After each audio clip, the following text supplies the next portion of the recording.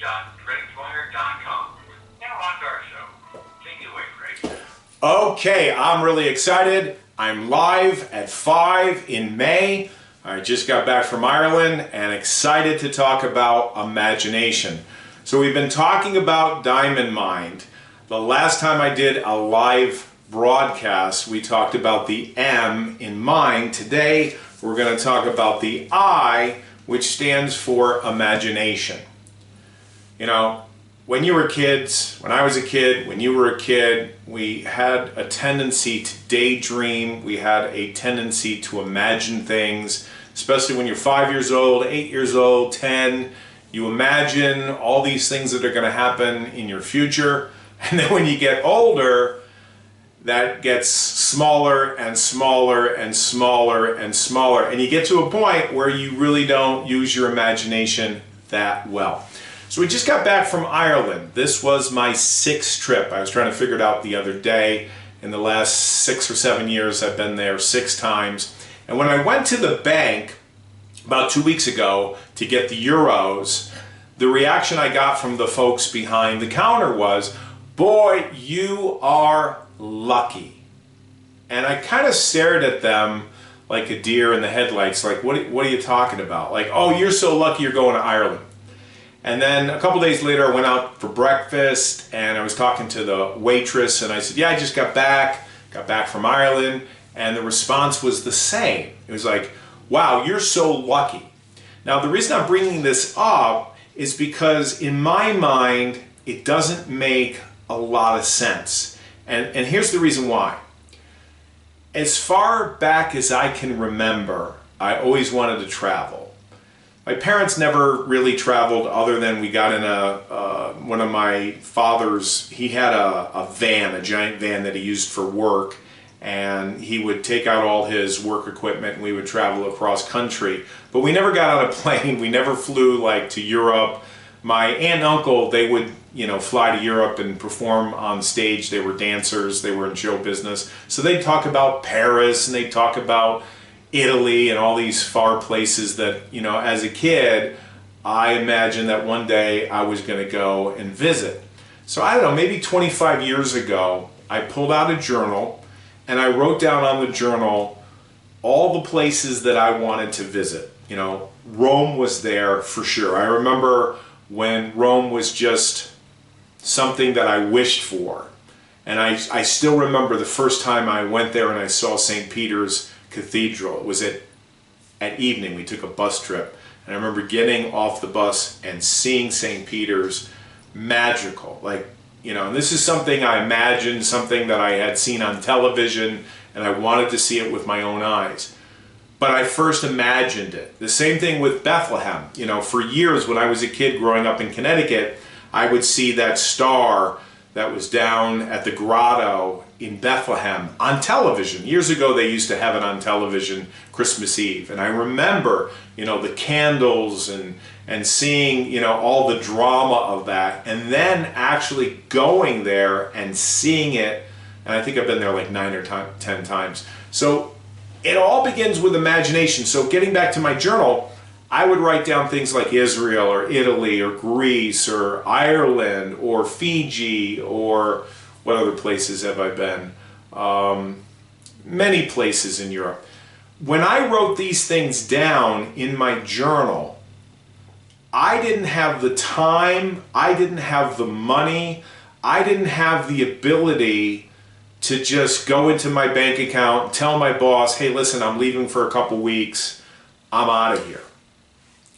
It took me time to make it happen, but what I want to impress on you is it all began with the thought, it all began with my imagination, daydreaming and saying, one day I hope to get to Israel, one day I hope to get to Rome, one day I hope to go to Greece or Germany.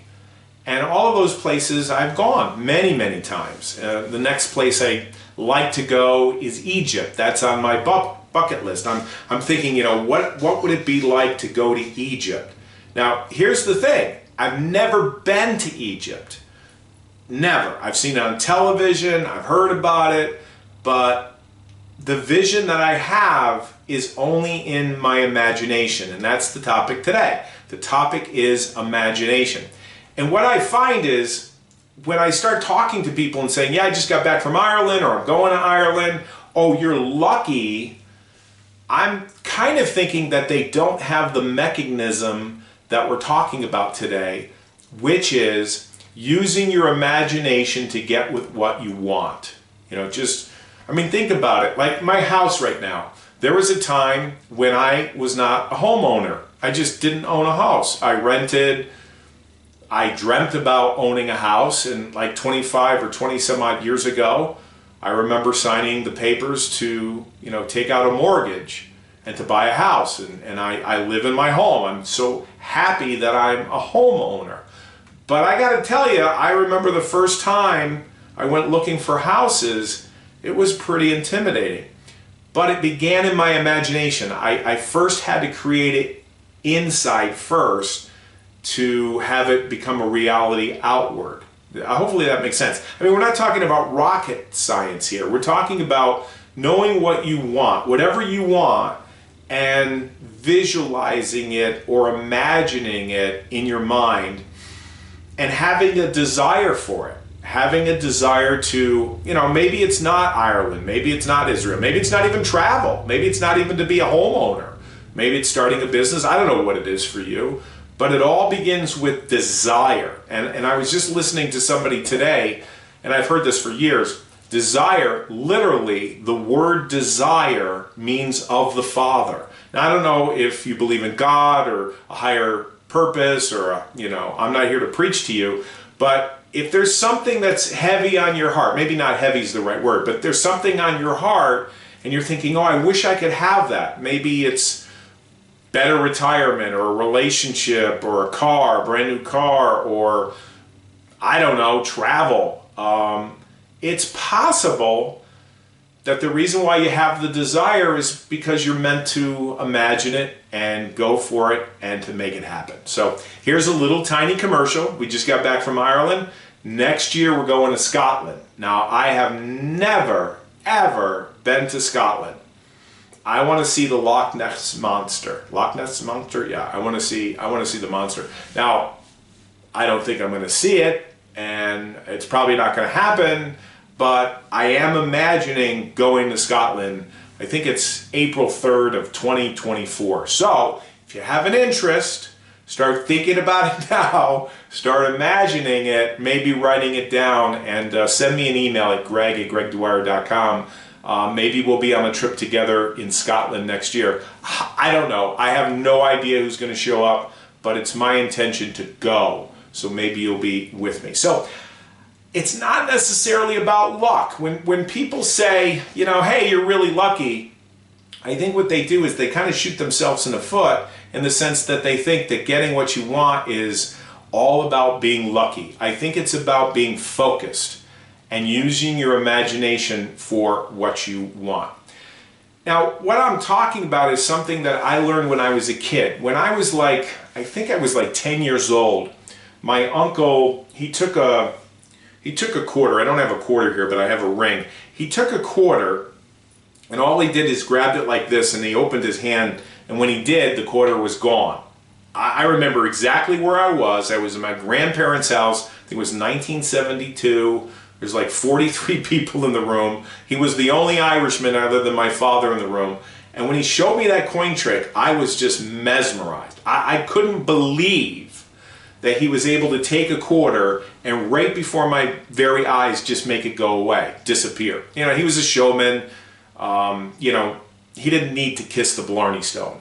He was a great talker and entertainer and very charming, very charming. But I was amazed and I was really impressed by, this little simple coin trick. Well, that next year, I guess that would be 1973, I got a magic kit from my aunt and uncle, the one that showed me the coin trick. I think it was Bill Bixby or Blackstone. And then a year later I got a book. And I really was focused on magic to the point that I would take those tiny tricks. They were little tiny tricks, little things like this. They weren't really big or anything. And I took them to school. like I'm in 4th grade, 5th grade, 6th grade. I'm taking these little tiny magic tricks to school and I'm showing people the magic tricks, you know, whether it be a card trick or a coin trick or these hippity hoppity rabbits, you know, these sponge balls. And people are like, well, how in the world did you do that? Now, I don't know where this came from. No one really taught it to me. But I said, hey, look, the trick is told when the trick is sold. Now I'm in 4th grade, 4th and 5th grade. And, you know, I show them a coin trick, you know, something like this. And I go like that. And the kid wants to know what happened. So I sold him the trick. You know, I sold it for like $5, you know. I think the whole magic kit probably cost 15 or 20, right? So I sold these little individual tricks. There might have been 25 different tricks. And I sold these tricks to my classmates. I still remember it. I was in sales back in grammar school, you know. All I did was I did show and tell. That's what I did. I did show and tell. I showed them the trick and they were like, how did you do it? I said, if you want to know, I'll sell it to you. $5, right? So, in fact, now that I think about it, that was fun. That's what I enjoyed in school. The other stuff I did not enjoy at all. But this stuff I definitely enjoyed. Some things never change. So I took the money and I took it to a magic shop down in New York City, a famous magic shop that goes all the way back to Harry Houdini's time, called Tannen's Magic. And I bought this thing that produced a dove out of it. It was called a dove pan. I don't know, maybe it was 25, 30 bucks, I forget. And then I bought other things, and then I had somebody come in and teach me how to do magic. And eventually I started doing birthday parties for kids, $30 for 30 minutes. And this was way before the internet. This was way before people had social media. The only thing I had was word of mouth. So I'd go in, have a little table, you know, linking rings, stuff that I bought from a magic store, and I did my best to put on a 30-minute show for $30, and the word spread, and the phone rang. So when I was in high school, I was primarily doing birthday parties for kids, which turned into doing shows for IBM, believe it or not, for Christmas. I was in talent shows. But here's the reason I'm telling you the story. I'm telling you the story because it all began with just a thought. My uncle showed me a coin trick. I got some magic in a kit. I sold that, turned it into bigger props, turned that into a little show for 30 minutes. Got some money and just kept on doing it. But the thing that kept me going was my imagination. And no one had to sit me down and tell me this. All I did was I used my imagination. I visualized magic 24/7, 24 hours a day. I actually dreamt about it. For years I dreamt about it. And when I was doing it, I was dreaming about it. I would talk about magic all the time. I would see it, I would talk, I would have these feelings, I would watch shows. I was totally focused and totally obsessed on this one thing, which was magic, sleight of hand, card tricks, that sort of thing. But what I was doing is using my imagination to get to the next step, and the next step, and the next step, and the next step, and then finally, my last year of high school, I did a magic show. I think I did 2 shows at the high school, got 2 standing ovations, made more money in 1 week than most people, you know, full-time people would make, adults. And I was on my way. And then that year, I think, or the year before, I worked for Doug Henning backstage as a prop person. The point of me telling you this is as a kid, a 4th grader, you know, 10 years old, whatever I was, all the way up to 1981, I think it was all about my imagination. No one had to sit me down. No one had to talk to me about this. All I did was instinctively use my imagination. So let me show you something. Let me show you a simple illustration of this. Now, if you're listening to me, you're going to have to use your imagination because you can't see me. But if you're watching this on YouTube, you'll be able to see me. So what I'd like you to do is take your left hand, or you can take your right hand, it doesn't matter. In this regard, it's going to be my left hand. And I'd like you to put your hand out, and I want you to imagine, just imagine what you want your life to be this year, before December 31st. Or maybe 2024, it doesn't really matter. Or maybe next week, right? And you imagine something you really want. And you imagine that it's in your hand. It's in the palm of your hand. And what you're doing is you're visualizing, like for me it'd be Scotland. I'm going to Scotland next year. You know, someday I hope to get to Egypt. Doesn't matter. Retirement, you know, we're all thinking about that eventually. Good health, spouse, money, you know, things like that. And then what you do is you close your hand into a fist and you imagine, you use your senses, what you see, what you feel, what you hear, that you have it. And you could even take it and put it and touch your heart with it. I did a lecture not too long ago up in Massachusetts, and I had a person take this, whatever this was in their hand, in their hands actually, and bring it into their heart. What I'm talking about here is just simply using your imagination. Now here's the key. Here's the key. It's not something that I think you do once in a while and you forget about it. Like, you know, I really think it'd be nice to go to Ireland, or I really think it'd be nice to go to Scotland, or I think it would be nice to retire someday. Okay, maybe, I mean, maybe it might happen. But what I'm talking about, which has helped me, even when I was a little kid, was I was doing this all the time. Morning, noon, and night. In other words, I focused on something that was really, truly important to me, and I didn't let go. All right, we're going to take a commercial. We'll be back in 30 seconds. You've been listening to the Greg Dwyer Radio Show, brought to you by motivational speaker Greg Dwyer on buildingfortunesradio.com.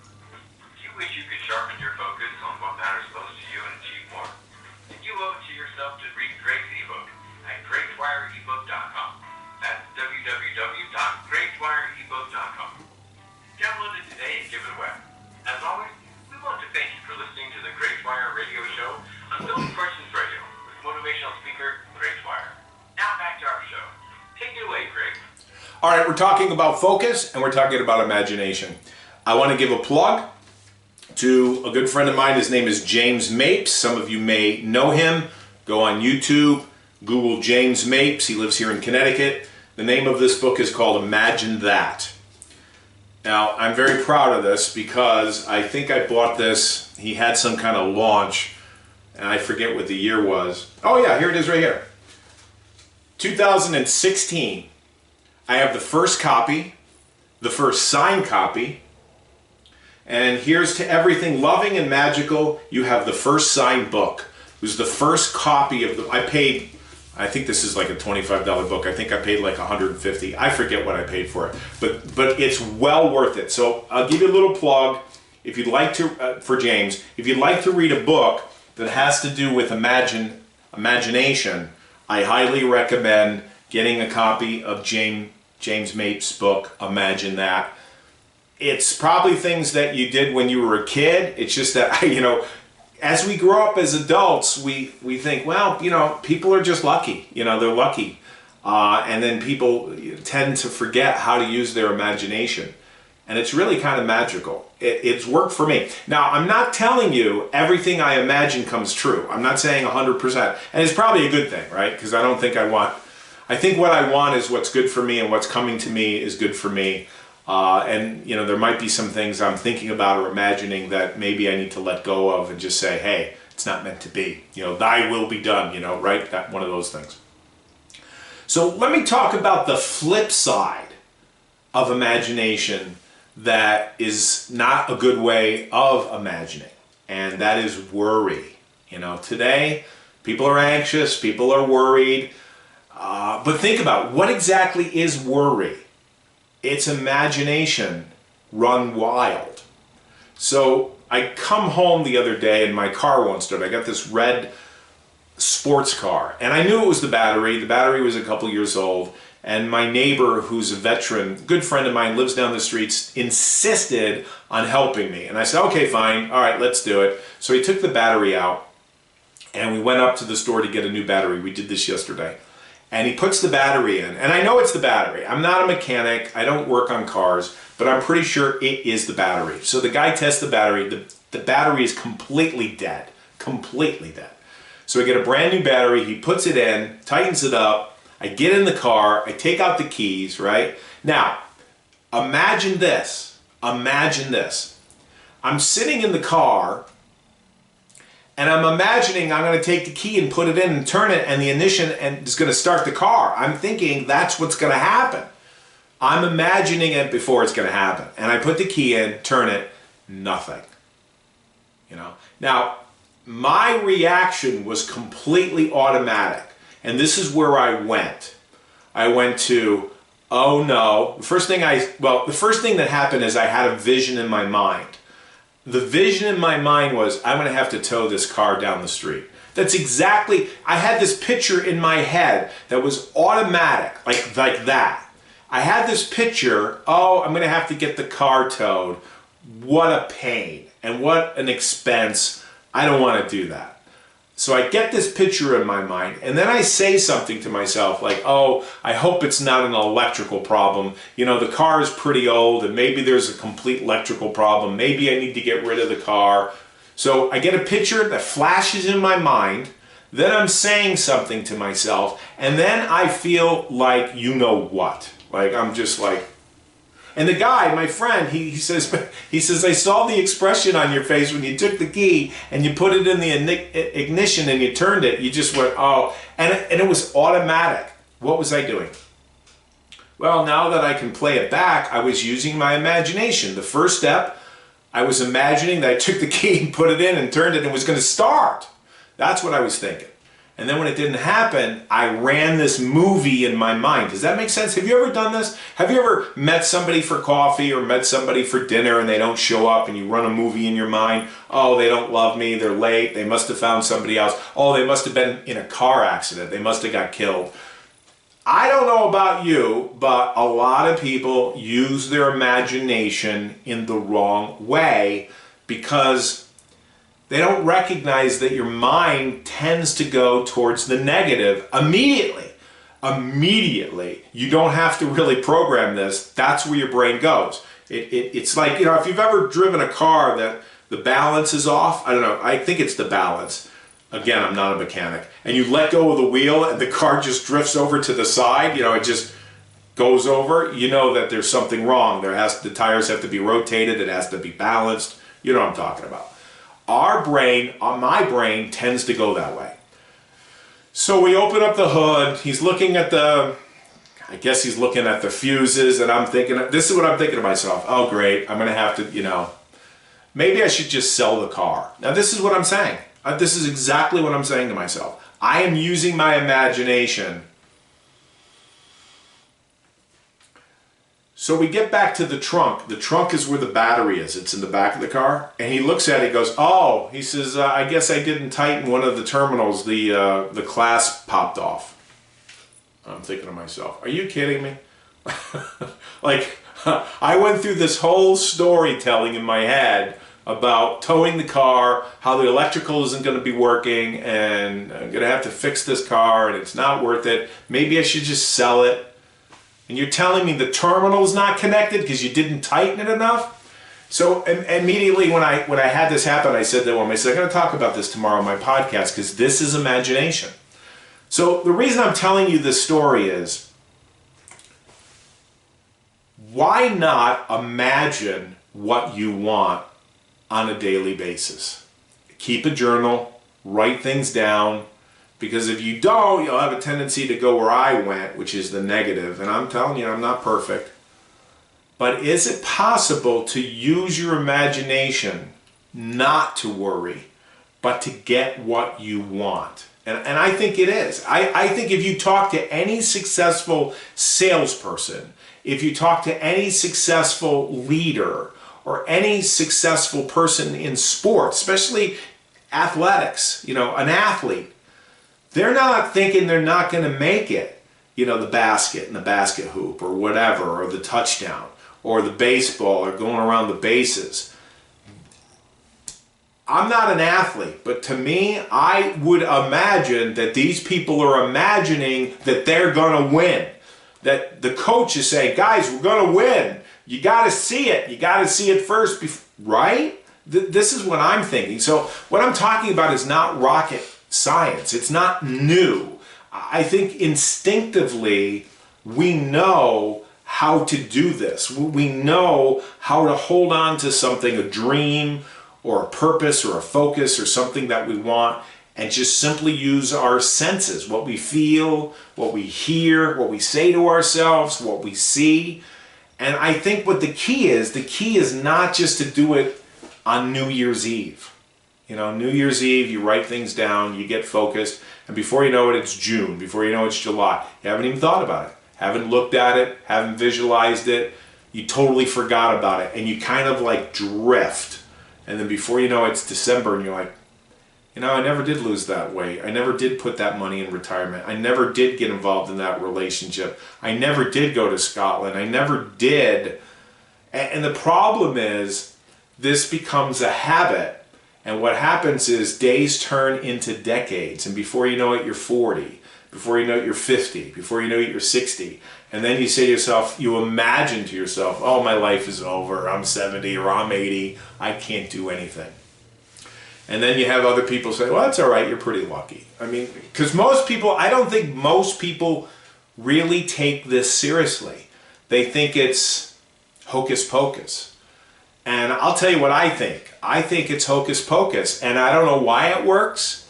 I think I know why it works. I think the reason why it works is because when we focus our attention towards something we really truly want, we start to see things in our environment that will help us get it. You know, it's like I saw that red car, or saw that person, I saw this opportunity that I probably wouldn't have seen if I weren't obsessed about it. So do you have to be obsessed? I don't know. But I'll tell you, as a kid, when I was in fourth grade, from fourth grade all the way up to high school, I was obsessed with magic. And I was constantly just simply using my imagination for the next step and the next step. And it's the same thing I'm using in my business. I'm just tapping into my imagination and letting things come to me rather than trying to struggle or work hard for it. Because why, if you could make it just come to you? So anyway, give it a try. I challenge you. I mean, here it is, what, the 7th of May. Pick something that's really important to you, write it down, and maybe visualize it. And I'll tell you, there's 2 times that are the best time to use your imagination. When you go to bed, it's a great time to write this stuff down. And the next time is when you wake up in the morning. You're in this like dreamy alpha state. If you have the opportunity to lay there in bed rather than jump up and get in the shower and just kind of, you know, marinate your imagination for what you want as you're coming out of a dream state, it's magical. And, you know, I guess the words that are coming to my mind is row, row, row your boat gently down the stream, merrily, merrily, merrily. Life is but a dream. What if it was? And what if you could actually create the life you want using your imagination and creating a dream life? So, I don't know.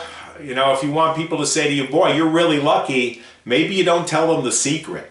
But I think what I just shared with you in the last 29 minutes is truly the secret. It's using your imagination towards what you truly want and what you truly deserve, and not necessarily using your imagination for what you don't want. So anyway, I do truly believe this. Life rewards focused action without distraction. So we'll catch you next week. Bye, everybody. You've been listening to the Greg Dwyer Radio Show. Talking on motivational speaker Greg Dwyer on buildingfortunesradio.com. Check out Greg at gregdwyer.com. Be sure to download his ebook at gregdwyerebook.com to stay focused on what matters most to you. That's www.gregdwyerebook.com. We want to thank you for listening, and go make a difference in your world.